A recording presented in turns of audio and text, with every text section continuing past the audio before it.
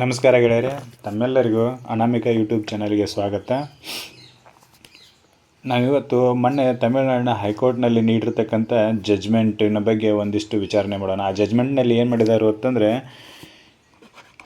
April 8, 2025 supreme court ನೀಡಿರ್ತಕ್ಕಂಥ ಜಜ್ಮೆಂಟಿಗೆ stay ಕೊಟ್ಟರು. April 8, 2025 supreme court ನೀಡಿರ್ತಕ್ಕಂಥ ತೀರ್ಪಿಗೆ ತಾತ್ಕಾಲಿಕ ತಡೆಯಾಜ್ಞೆಯನ್ನು ಸ್ಟೇ ಕೊಟ್ಟಾರ. ಇದು ಭಾರತದ ನ್ಯಾಯಾಂಗದ ಇತಿಹಾಸದಲ್ಲಿ ಮೊದಲ ಬಾರಿಗೆ ಈ ರೀತಿಯಾಗಿರ್ತಕ್ಕಂಥ ಜಜ್ಮೆಂಟ್ ಬಂದಿರೋದು. ಹೈಕೋರ್ಟ್ನ ಆದೇಶಕ್ಕೆ ಸುಪ್ರೀಂ ಕೋರ್ಟ್ ತಡೆ ಒಡ್ಡೋದು ಸರ್ವೇ ಸಾಮಾನ್ಯ ಆಗಿರ್ತಕ್ಕಂಥ ವಿಷಯ. ಆದರೆ ಇಲ್ಲಿ ಸುಪ್ರೀಂ ಕೋರ್ಟ್ನ ಆದೇಶಕ್ಕೆ ಹೈಕೋರ್ಟು ತಡೆಯಾಜ್ಞೆ ಕೊಟ್ಟಿರೋದು ಹೊಸ ವಿಚಾರ. ಇವ್ರಿಗೂ ಎಂಥದ್ದೊಂದು ಏನಾರ ಬೇಸ್ ಸಿಕ್ಕಾಗನೇ ತಡೆಯಾಜ್ಞೆಯನ್ನು ಕೊಟ್ಟಿರ್ಬೋದೇನೋ ಅಂತ. ಅದೇನೈತಿ ಅಂತೇಳಿ ನೋಡೋಣ. ಈ ಏಪ್ರಿಲ್ 8, 2025 ತಮಿಳುನಾಡು ಸರ್ಕಾರ versus Tamil Nadu governor of Tamil Nadu ಅವರ ಜಜ್ಮೆಂಟ್ನಲ್ಲಿ ಏನು ತೀರ್ಪು ಕೊಟ್ಟರು ಅಂತಂದ್ರೆ, ಆರ್ಟಿಕಲ್ 201 ಮತ್ತು 201 ಅಡಿಯಲ್ಲಿ ಕ್ರಮವಾಗಿ ರಾಜ್ಯಪಾಲರು ಮತ್ತು ರಾಷ್ಟ್ರಪತಿಗಳು ರಾಜ್ಯದ ವಿಧಾನಸಭೆಯಿಂದ ಪಾಸಾಗಿ ಬಂದಿರತಕ್ಕಂಥ ಮಸೂದೆಗಳ ಮೇಲೆ 90 ದಿನಗಳ ಒಳಗಾಗಿ ಕ್ರಮ ಕೈಗೊಳ್ಳಬೇಕು. 90 ದಿನಗಳ ಒಳಗಾಗಿ ಕ್ರಮ ಕೈಗೊಳ್ಳಲಿಲ್ಲ ಅಂತಂದ್ರೆ ಅದನ್ನು ನೀವು ಒಪ್ಪಿಕೊಂಡಿರಿ, ಡೀಮ್ಡ್ ಟು ಬಿ ಅಸೆಂಟ್ಡ್. ಇಲ್ಲೊಂದು ಡಾಕ್ಟ್ರೈನ್ ಹೆಸರು ಬರ್ತೈತಿ, ಸಿದ್ಧಾಂತದ ಹೆಸರು ಡೀಮ್ಡ್ ಟು ಬಿ ಅಸೆಂಟ್ಡ್ ಅಂತ. ಅಸೆಂಟ್ ಅಂದರೆ ನೀವು ಅದಕ್ಕೆ ಒಪ್ಪಿಗೆ ಕೊಟ್ಟಿರಿ ಅಂತ ತಿಳ್ಕೊಂಡು ಆ ಕಾನೂನುಗಳು ಜಾರಿಗೆ ಬರ್ತಾವೆ.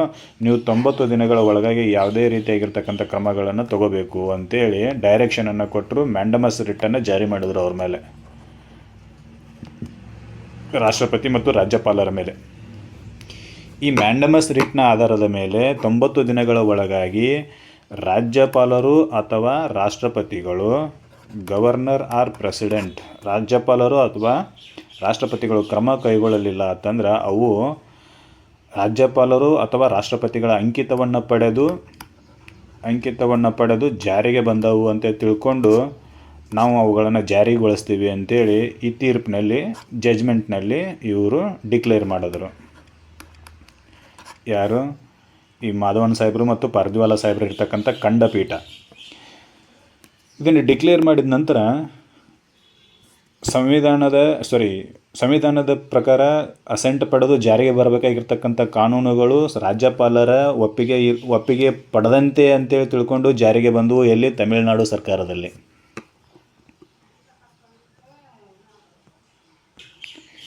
ಇಲ್ಲಿ ಜಾರಿಗೆ ಬಂದಿರತಕ್ಕಂಥ ಕಾನೂನುಗಳ ಸಂವಿಧಾನಾತ್ಮಕತೆಯನ್ನು ಪ್ರಶ್ನಿಸಿ, ಕಾನ್ಸ್ಟಿಟ್ಯೂಷನಾಲಿಟಿಯನ್ನು ಪ್ರಶ್ನಿಸಿ ಒಂದು PIL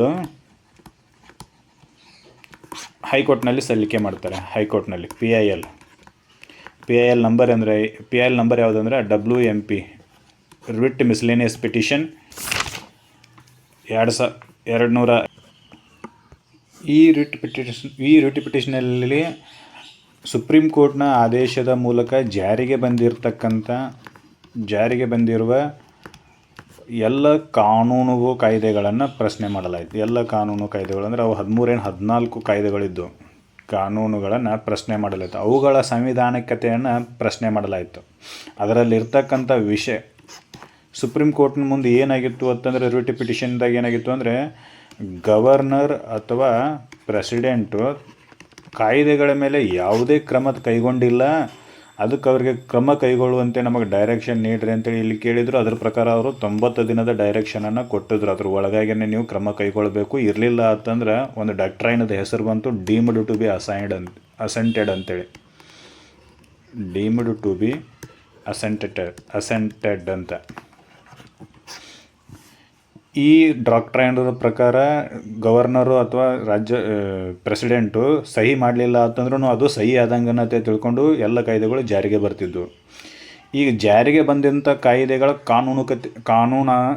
ಸಂವಿಧಾನಿಕತೆಯನ್ನು ಪ್ರಶ್ನೆ ಮಾಡಲಾಯ್ತು ಇಲ್ಲಿ. ಅಂದ್ರೆ ಈಗ ಹೆಂಗೋ ಕಾನೂನುಗಳು ಇವು ಜಾರಿ ಆಗಿಬಿಟ್ಟವ. ಇದರಲ್ಲಿರ್ತಕ್ಕಂಥ ವಿಷಯಗಳು ಸಂವಿಧಾನ ನೀಡಿರ್ತಕ್ಕಂಥ ವಿಷಯಗಳಿಗೆ ಬದ್ಧತೆಯನ್ನು ಹೊಂದಿ ಜಾರಿಗೆ ಬಂದಾವೇನ ಅಂತೇಳಿ ಕೇಳ್ತಾರೆ ಇಲ್ಲಿ. ಅಂದ್ರೆ ಸಂವಿಧಾನದ ಅನುಗುಣವಾಗಿ ಜಾರಿಯಾಗ್ಯಾವೇನ ಅಂತೇಳಿ, ಅದರಲ್ಲಿರ್ತಕ್ಕಂಥ ವಿಷಯಗಳು ಸಂವಿಧಾನಕ್ಕೆ ಅನುಗುಣವಾಗಿ ಅದಾವೋ ಇಲ್ಲೋ ಅಂತೇಳಿ ಇಲ್ಲಿ ಕ್ವಶನ್ ಮಾಡಲಾಯಿತು. ಆವಾಗ ಈ ವಿಷಯ ವೆಕೇಷನ್ ಕೋರ್ಟ್ನ ದ್ವಿಪೀಠಕ್ಕೆ, ಯಾವುದು ಮದ್ರಾಸ್ ಹೈಕೋರ್ಟ್ನ ದ್ವಿಪೀಠದ ಮುಂದೆ ಬಂತು. ಅಲ್ಲಿ ದ್ವಿಪೀಠದ ಜಡ್ಜಸ್ ಯಾರ್ಯಾರಿದ್ರು ಅಂತಂದರೆ ಸ್ವಾಮಿನಾಥನ್ ಸಾಹೇಬರು, ಆಮೇಲೆ ಲಕ್ಷ್ಮೀನಾರಾಯಣ ಸಾಹೇಬರು, ಇವರಿಬ್ಬರು ದ್ವಿಪೀಠದ ಸದಸ್ಯರಿದ್ದರು. ಇವಿಬ್ಬರು ಜಡ್ಜಸ್ ಏನು ಮಾಡಿದ್ರು ಅಂತಂದರೆ, ಇವೇನು 14 ಕಾನೂನುಗಳು ಜಾರಿಗೆ ಬಂದವಲ್ಲ, ಈ ಜಾರಿಗೆ ಬಂದ ಕಾನೂನುಗಳು ಸಂವಿಧಾನಕ್ಕೆ ಅನುಗುಣವಾಗಿಲ್ಲ, ಹೀಗಾಗಿ ಇವತ್ತನ್ನು ನಾವು ಜಾರಿ ಮಾಡೋಕ್ಕೆ ಅವಕಾಶ ಕೊಡೋದಿಲ್ಲ ಅಂಥೇಳಿ ಸ್ಟೇ ಮಾಡಿದರು.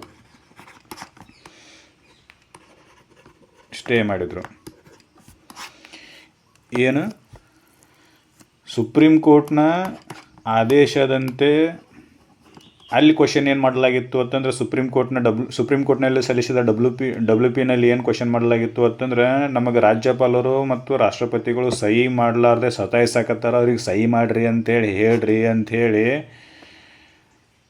ಡೈರೆಕ್ಷನನ್ನು ತೊಗೊಂಡ್ರು. 90 ದಿನಗಳ ಒಳಗಾಗಿ ಸಹಿ ಮಾಡಿರಿ ಅಥವಾ ಏನಾರ ಕ್ರಮ ಕೈಗೊಳ್ರಿ ಅಂತೇಳಿ ಇವರು ಡೈರೆಕ್ಷನ್ ಕೊಟ್ಟರು. ಯಾರು? ಪಾರ್ದಿವಾಲ ಸಾಹೇಬರು ಮತ್ತು ಮಹಾದೇವನ್ ಸಾಹೇಬರು, ಖಂಡಪೀಠ ಸುಪ್ರೀಂ ಕೋರ್ಟದ್ದು. ಇಲ್ಲಿ ಸುಪ್ರೀಂ ಕೋರ್ಟ್ನ ಖಂಡಪೀಠದ ಆದೇಶವನ್ನು ಇಲ್ಲಿ ಪ್ರಶ್ನೆ ಮಾಡಲಿಲ್ಲ. ಇಲ್ಲೇನು ಜಾರಿಗೆ ಬಂದಿದ್ವಲ್ಲ, ಸಹಿ ಇಲ್ಲದ ಕಾನೂನುಗಳೇನು ಜಾರಿಗೆ ಬಂದಿದ್ವಲ್ಲ, ಅವುಗಳಲ್ಲಿರ್ತಕ್ಕಂಥ ವಿಷಯಗಳನ್ನು ಕುರಿತು ಇಲ್ಲಿ ಪ್ರಶ್ನೆ ಮಾಡಿದರು. ಪಿ ಐ ಎಲ್ನಲ್ಲಿ ಅವರು ಕ್ವಶನ್ ಮಾಡಿದಾಗ, ಈಗೇನು ಜಾರಿಗೆ ಬಂದವಲ್ಲ ಈ ಕಾನೂನುಗಳು ಸಂವಿಧಾನದಲ್ಲಿ ನೀಡಿರ್ತಕ್ಕಂಥ ವಿಷಯಗಳಿಗೆ ಅನುಗುಣವಾಗಿಲ್ಲ, ಹೀಗಾಗಿ ನಾವು ಅದಕ್ಕೆ ಸ್ಟೇ ಕೊಡ್ತೀವಿ ಅಂತೇಳಿ.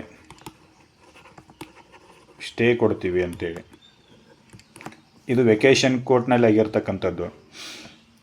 ವೆಕೇಷನ್ದಲ್ಲಿತ್ತು ಅಂದರೆ ಮೇ 1 ಮಂತ್ ಮುಗಿಯುವವರೆಗೂ ವೆಕೇಷನ್ದಲ್ಲಿರ್ತೈತಿ. ವೆಕೇಷನ್ ಮುಗಿದ ನಂತರ ಮತ್ತೆ ರೆಗ್ಯುಲರ್ ಕೋರ್ಟ್ಗಳು ಸ್ಟಾರ್ಟ್ ಆಗ್ತವೆ. ಈ ವೆಕೇಷನ್ ಕೋರ್ಟ್ನಲ್ಲಿ ಸ್ಟೇ ಕೊಟ್ಟರು. ಮದ್ರಾಸ್ ಸರ್ಕಾರದ ಮುಂದೆ ಇರ್ತಕ್ಕಂಥ ದೊಡ್ಡ ತಲೆನೋವಿನ ವಿಷಯ ಏನಪ್ಪ ಅಂತಂದ್ರೆ, ಸುಪ್ರೀಂ ಕೋರ್ಟ್ನ ಆದೇಶವನ್ನು ಪಾಲನೆ ಮಾಡಬೇಕು, ಹೈಕೋರ್ಟ್ನ ಆದೇಶವನ್ನು ಪಾಲನೆ ಮಾಡಬೇಕು ಅಂತ. ಸುಪ್ರೀಂ ಕೋರ್ಟ್ದವರು ಅಂಕಿತವಿಲ್ಲದೆ ಜಾರಿ ಮಾಡಿರ್ತಕ್ಕಂಥ ಕಾಯ್ದೆಗಳು ಜಾರಿಗೆ ತೊಗೊಂಬರ್ಬೇಕು.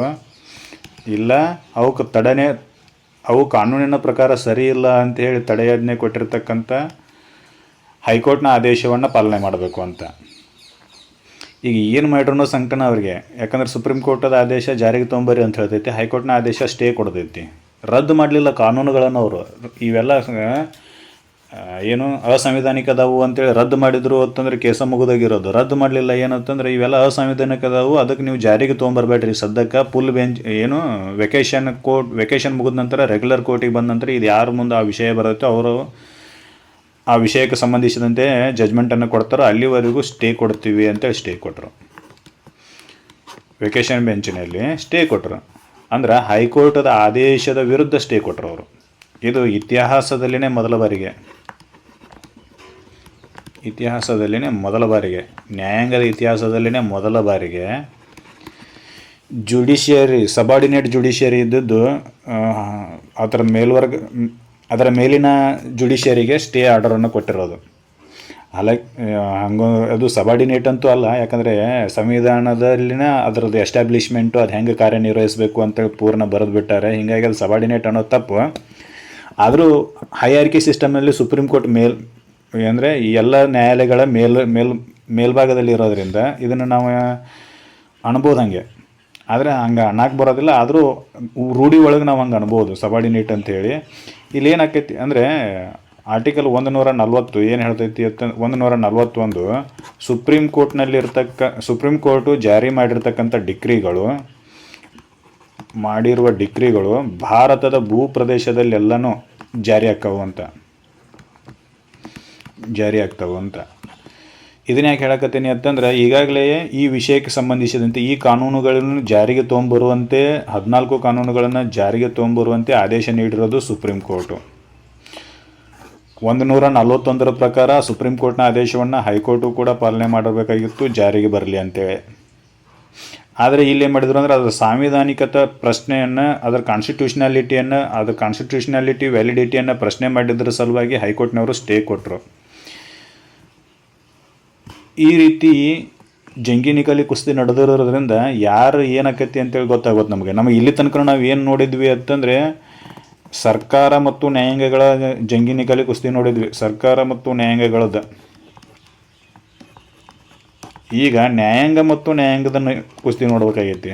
ಒಂಥರ ಮಜಾ ಐತಿ. ನ್ಯಾಯಾಂಗ ಮತ್ತು ನ್ಯಾಯಾಂಗದ ಕುಸ್ತಿಯನ್ನು ನೋಡ್ಬೇಕೀಗ ಏನಕ್ಕತಿ ಅಂತೇಳಿ. ಇಲ್ಲಿ ಸುಪ್ರೀಂ ಕೋರ್ಟ್ದವ್ರು ಏನಾದರೂ ಮದ್ರಾಸ್ ಹೈಕೋರ್ಟದ ಜಡ್ಜಸ್ ಮೇಲೆ ಕ್ರಮ ಕೈಗೊಳ್ತಾರೇನಾ ಅಂತ. ಯಾಕಂತಂದ್ರೆ ತಮ್ಮ ಆರ್ಡರನ್ನು ಜಾರಿ ಮಾಡೋಕ್ಕೆ ಬಿಟ್ಟಿಲ್ಲ ಅಂತಂದ್ರೆ ಕ್ರಮ ಕೈಗೊಳ್ಳೋ ಸಾಧ್ಯತೆಗಳು ಜಾಸ್ತಿ ಇರ್ತೈತಿ. ಅಂದರೆ ಇವ್ರು ಏನು ಕ್ರಮ ಕೈಗೊಳ್ತಾರೋ ಅಂದರೆ ಒಂದು ನೋಟಿಸನ್ನು ಇಶ್ಯೂ ಮಾಡ್ಬೋದು. ಶೋಕಾಸ್ ನೋಟಿಸ್ ಅಂತ ಕರಿತೀವಿ. ಕಾರಣ ಕೇಳಿ ನೋಟಿಸನ್ನು ಇಶ್ಯೂ ಮಾಡ್ಬೋದು. ನೀವು ಯಾಕೆ ಹಿಂಗೆ ಮಾಡಿರಿ ಅಂತೇಳಿ ಕೇಳ್ಬೋದು.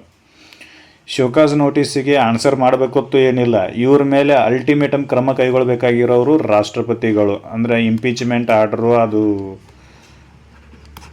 ಇಂಪೀಚ್ಮೆಂಟ್ ಸಂಸತ್ತಿನಲ್ಲಿ ಇಂಪೀಚ್ಮೆಂಟ್ ನಡೆದು ಆಮೇಲೆ ಅದನ್ನು ತೆಗೆದು ಹಾಕಬೇಕು ಅಂತೇಳಿ ದೊಡ್ಡ ಗದ್ದಲೈತೆ ಅದು. ಈ ಯಾವುದಾದ್ರೂ ಒಬ್ಬ ಜಡ್ಜಸ್ನ ಇಂಪೀಚ್ಮೆಂಟ್ ಮಾಡಬೇಕು ಅಂತಂದ್ರೆ ಅದರದಂಥ ದೊಡ್ಡ ಕಠಿಣವಾದ ಕೆಲಸ ಮತ್ತೊಂದು ಯಾವುದೂ ಇಲ್ಲ.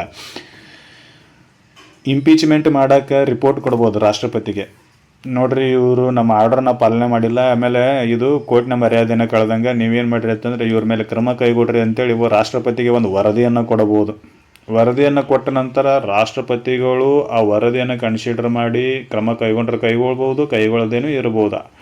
ಆದರೆ ಸುಪ್ರೀಂ ಕೋರ್ಟ್ನವರು ಈ ಇಬ್ಬರು ಜಡ್ಜಸನ್ನು ಟ್ರಾನ್ಸ್ಫರ್ ಮಾಡ್ಬೋದು. ಅದು ಏನು, ನಾವು ಮಾಡಿರ್ತಕ್ಕಂಥ ಆರ್ಡರ್ಗೆ ವಿರುದ್ಧವಾಗಿ ಆರ್ಡರ್ ಮಾಡ್ಯಾರು ಅಂತೇಳಿ ಅವ್ರು ಕಾಗ್ನಿಜೆನ್ಸ್ ತೊಗೊಂಡ್ರೆ ಟ್ರಾನ್ಸ್ಫರ್ ಮಾಡ್ಬೋದು ಮತ್ತು ರಿಪೋರ್ಟ್ ಕೊಡ್ಬೋದು. ಅವೆರಡನ್ನು ಬಿಟ್ಟರೆ ಬೇರೆ ಏನೂ ಮಾಡೋಕ್ಕೆ ಸಾಧ್ಯ ಇಲ್ಲ ಅಂತೇಳಿ ನಮಗೆ ಅನಿಸ್ತೈತಿ. ಯಾಕಂತಂದರೆ ಹೈಕೋರ್ಟ್ನ ನ್ಯಾಯಾಧೀಶರ ಮೇಲೆ ಯಾವುದೇ ರೀತಿಯಾಗಿರ್ತಕ್ಕಂಥ ಶಿಸ್ತು ಕ್ರಮ ಕೈಗೊಳ್ಳುವ ಅಧಿಕಾರ ಸುಪ್ರೀಂ ಕೋರ್ಟ್ನ ನ್ಯಾಯಾಧೀಶರಿಗೆ ಇಲ್ಲವೇ ಇಲ್ಲ. ಸಂವಿಧಾನದೊಳಗೆ ಅದನ್ನು ಬರದೇ ಇಲ್ಲ. ಶಿಸ್ತು ಕ್ರಮ ಕೈಗೊಳ್ಳುವ ಯಾವುದೇ ಕಲಂಗಳು ಇಲ್ಲವೇ ಇಲ್ಲ. ಇವರು ಹೇಳ್ತಾರೆ, ನಿಮಗೆ ತಿಳಿದದನ್ನು ನೀವು ಮಾಡಿರಿ, ನಮಗೆ ತಿಳಿದದನ್ನು ನಾವು ಮಾಡೀವಿ, ಆಮೇಲೆ ನಿಮಗೆ ಮುಂದೆ ಅಪೀಲ್ ಬಂದಾಗ ನೀವೇನು ಮಾಡ್ತೀರಿ ಮಾಡಿರಿ ಅಂತೇಳಿ ಹೇಳ್ತಾರೆ ಇವರು. ಅಷ್ಟೇ. ನೀವೇನು ಮಾಡಿದಿರಿ ಅಂತಂದ್ರೆ ನೀವು ಜಾರಿಗೆ ತೊಗೊಂಬರ್ರಿ ಅಂತೇಳಿ ಡೈರೆಕ್ಷನ್ ಕೊಟ್ಟಿರಿ. ಆದರೆ ಜಾರಿಗೆ ಬಂದ ಕಾನೂನುಗಳು ಸಂವಿಧಾನದ ಆಶಯಗಳಿಗೆ ಅನುಕೂಲವಾಗಿ ಅದಾವೋ ಇಲ್ಲೋ ಅನ್ನೋದನ್ನು ನೋಡಿ ನಾವು ಅವಕ್ಕೆ ಸ್ಟೇ ಕೊಟ್ಟಿವಿ ಅಂತಾರೆ ಅವರು. ಆಮೇಲೆ ಈಗ ಗೌರ್ಮೆಂಟ್ ಏನು ಮಾಡ್ಬೋದು ಅಂತ, ಈಗ ಯಾರ ಆದೇಶವನ್ನು ಪಾಲನೆ ಮಾಡ್ಬೋದು, ಯಾರ ಆದೇಶವನ್ನು ಬಿಡ್ಬೋದು, ಇದು ದೊಡ್ಡ ಗದ್ದಲ. ಆಮೇಲೆ ಗೌರ್ಮೆಂಟ್ ಮುಂದೆ ಇನ್ನೂ ಒಂದು ಹಾದಿ ಐತೆ. ಅದೇನ ಅಂತೇಳಿ ನೋಡೋದಾದ್ರೆ, ಹೈಕೋರ್ಟ್ ನೀಡಿರ್ತಕ್ಕಂಥ ಸ್ಟೇಗೆ ಸುಪ್ರೀಂ ಕೋರ್ಟ್ನಲ್ಲಿ ಅಪೀಲ್ ಮಾಡ್ಬೋದು ಇವರು. ಹೈಕೋರ್ಟ್ನ ಸ್ಟೇಗೆ ಸುಪ್ರೀಂ ಕೋರ್ಟ್ನಲ್ಲಿ ಅಪೀಲ್ ಮಾಡಿ ಸ್ಟೇ ವೆಕೇಟ್ ಮಾಡೋಕ್ಕೆ ಆರ್ಡರ್ ತೊಗೋಬೋದು ಅಷ್ಟೇ. ಸ್ಟೇ ವೆಕೇಟ್ ಮಾಡೋಕ್ಕೆ ಆರ್ಡರ್ ತೊಗೋಬೋದು. ಈ ಹಾದಿ ಬಿಟ್ಟರೆ ಈ ಸದ್ಯಕ್ಕೆ ಗೌರ್ಮೆಂಟ್ ಮುಂದೆ ಬೇರೆ ಯಾವುದೂ ಹಾದಿ ಇಲ್ಲ ಅಂತೇಳಿ ನನಗೆ ಅನಿಸ್ತೈತಿ. ಈ ವಿಡಿಯೋದಲ್ಲಿ ನಿಮಗೆ ನೀಡಲಾದ ಮಾಹಿತಿ ಇಷ್ಟ ಆಗೈತಿ ಅಂತೇಳಿ ನಾನು ಅನ್ಕೊತೀನಿ. ಆಮೇಲೆ ಇಷ್ಟ ಆಗಿತ್ತು ಅಂತಂದರೆ ನಮ್ಮ ವಿಡಿಯೋನ ಶೇರ್ ಮಾಡಿರಿ ಮತ್ತು ಚಾನಲನ್ನು ಸಬ್ಸ್ಕ್ರೈಬ್ ಮಾಡಿರಿ ಅಂತ ಹೇಳ್ತಾ ಧನ್ಯವಾದಗಳು.